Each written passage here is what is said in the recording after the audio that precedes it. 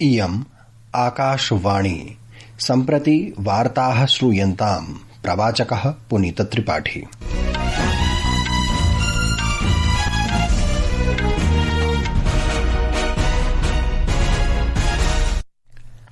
आदौ मुख्यवार्ताः।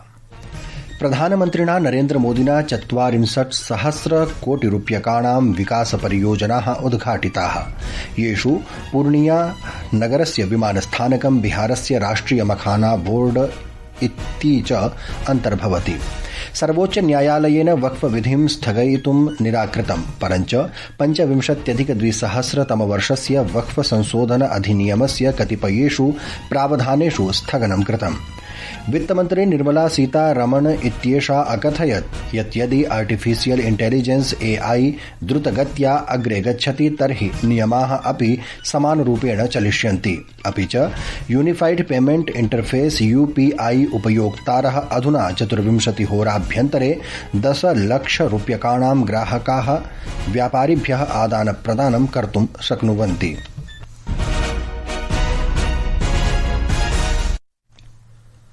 अथ वार्ताः विस्तरेण। प्रधानमन्त्री नरेन्द्रमोदी अद्य बिहारस्य पूर्णिया जनपदात् 40,000,कोटिरूप्यकाणां बहुविध विकासपरियोजनानाम् उद्घाटनं शिलान्यासं च कृतवान्।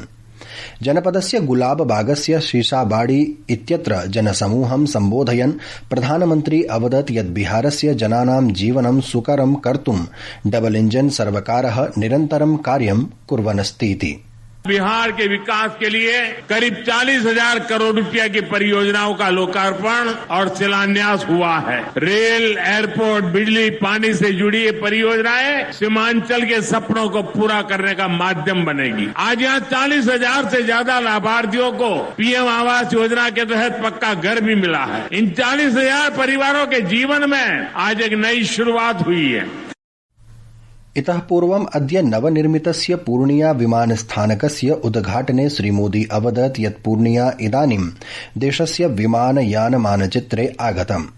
एतेन विमानस्थानकेन पूर्णिया नगरात् देशस्य अन्येषु भागेषु अन्ताराज्यीय विमानसेवाः आरभ्यन्ते। प्रधानमन्त्री मोदी बिहारराज्ये राष्ट्रिय मखाना बोर्ड इत्यस्य अपि उद्घाटनम् अकरोत्। परिषद उत्पादनस्य नूतन तन्त्रज्ञानस्य च विकासं प्रवर्धयिष्यति। सस्योत्पादनानन्तरं प्रबन्धनं सुदृढं करिष्यति। मूल्यवर्धनं प्रक्रियां च प्रोत्साहयिष्यति। विपणनं, निर्यातं, ब्राण्ड विकासं च सुकरं करिष्यति, येन बिहारस्य सम्पूर्णे देशे च मखाना कृषकाः लाभान्विताः भविष्यन्ति। विद्युत् क्षेत्रे प्रधानमन्त्रिणा भागलपुरस्य पीरपैंती इत्यत्र 2400 यावत् मेगावाट ताप विद्युत् परियोजनायाः शिलान्यासः कृतः। सः कोसी मेची राज्यान्तर्गतं नदी सम्पर्क परियोजनायाः प्रथमस्य चरणस्य शिलान्यासम् अपि कृतवान्। रेलक्षेत्रे प्रधानमन्त्रिणा अनेकासां परियोजनानाम् उद्घाटनं, शिलान्यासं, नूतनानां रेलयानानां ध्वजप्रदर्शनं च कृतम्। केन्द्रीय गृहमन्त्री अमितशाहः अवदत् यत् CRPF इत्यस्य कोबरा बटालियन तथा झारखण्ड आरक्षकाणां संयुक्तदलं हजारीबाग नगरे नक्सल विरोधी कार्याचरणे महतीं सफलतां प्राप्नोत्। एकस्मिन् सोशल मीडिया सन्देशे श्रीशाहः अवदत् यत् कुख्यातः नक्सल सेनापतिः सहदेव सोरेनः अस्मिन् अभियाने मारितः। सर्वोच्च न्यायालयेन वक्फ विधिं स्थगयितुं निराकृतम्, परन्तु 25,200 वक्फ संशोधन अधिनियमस्य कतिपयेषु प्रावधानेषु स्थगनं कृतम्। वक्फरूपेण सम्पत्तिं समर्पणात् पूर्वं कश्चन जनः 5 वर्षपर्यन्तं मुस्लिम मतानुयायी भवितुमर्हति इत्येषः खण्डः स्थगितः अस्ति। सर्वोच्च न्यायालयेन निर्णयः प्रदत्तः यत् यावत् राज्यसर्वकाराः एतादृशानां नियमानां निराधरणार्थम् उचित नियमानां निर्माणं न करिष्यन्ति तावत् अयं खण्डः स्थगितः भविष्यति इति। भारतस्य मुख्य न्यायाधीशः BR गवई, न्यायमूर्ति अगस्टीन जॉर्ज मसीह इत्येतयोः पीठः अन्तरिमाज्ञां घोषयन् अवदत् यत् सः प्रत्येकस्य खण्डस्य प्रथमदृष्ट्या समाह्वानविषये विचारं कृतवान्, तथा च सम्पूर्णं विधानं स्थगयितुं किमपि प्रकरणं न निर्मितम् इति। न्यायालयेन अवलोकितं यत् कार्यपालक अधिकारिणः नागरिकानाम् अधिकारान् निर्णेतुं न शक्नुवन्ति।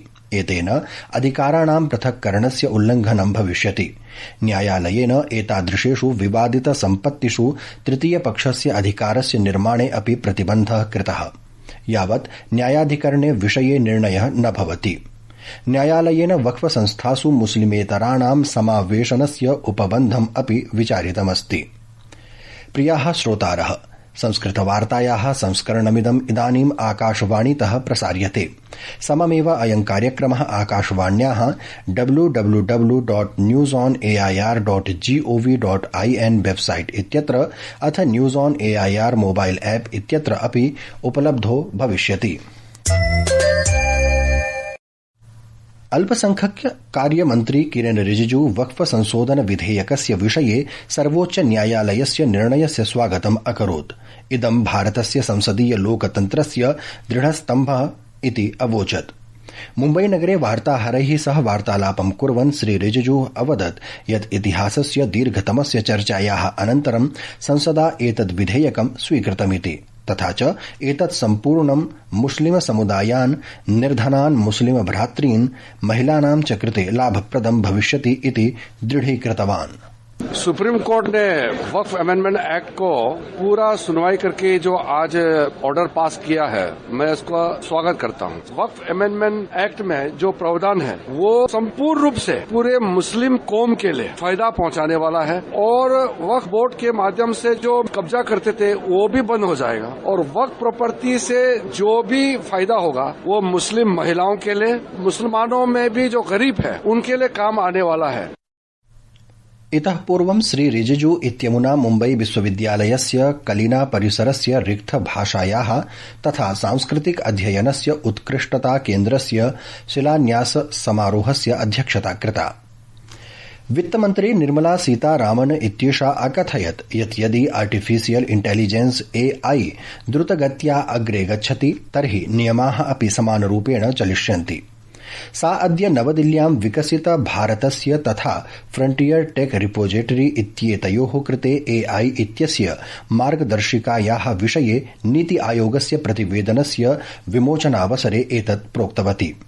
श्रीमती सीतारामन इत्येषा AI इत्यस्य द्रुतवृद्धेः विषये सावधानम् अकरोत् यत् जनाः जागरूकाः भवेयुः, नैतिकतां न त्यजेयुः इति।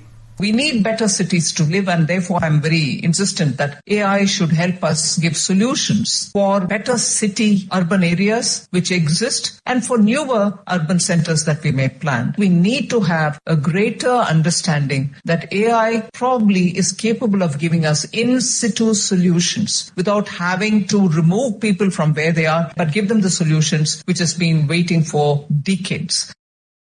सूचना प्रौद्योगिकी मन्त्री अश्विनी वैष्णवः अपि च नीति आयोगस्य CEO BVR सुब्रह्मण्यम् अपि अस्मिन् कार्यक्रमे भागम् अगृह्णन्।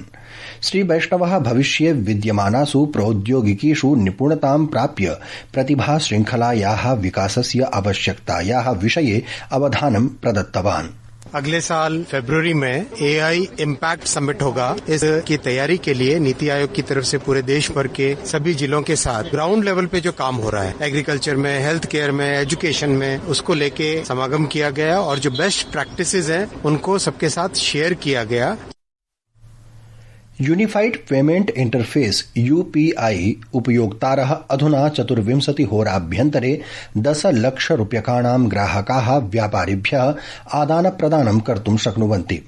अद्यारभ्य चयनित वर्गेभ्यः व्यापारिभ्यः सह सत्यापितं क्रियते।